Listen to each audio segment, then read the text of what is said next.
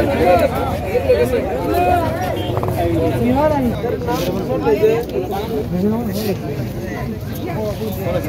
হৈছিল ঘটনাটো?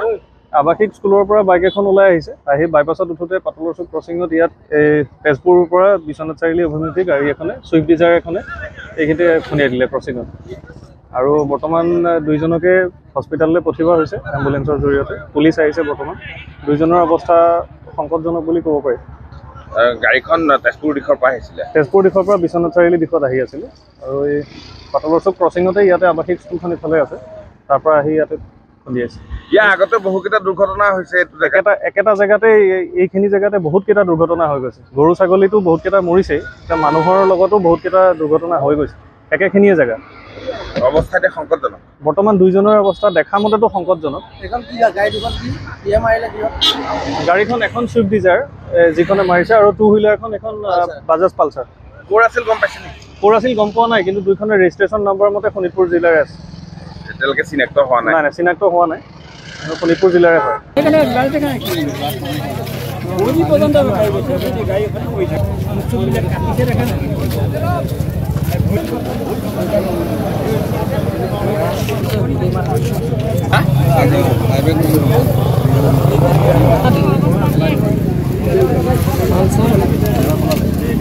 কিহত আহি আছিল মানে?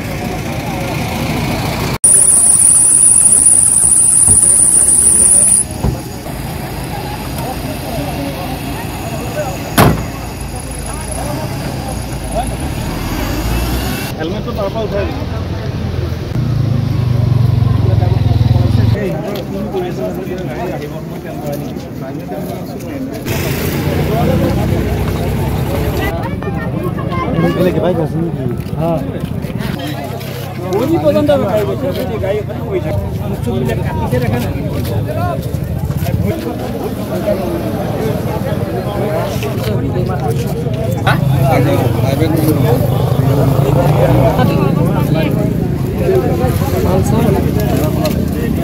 কিহত আহি আছিল মানে?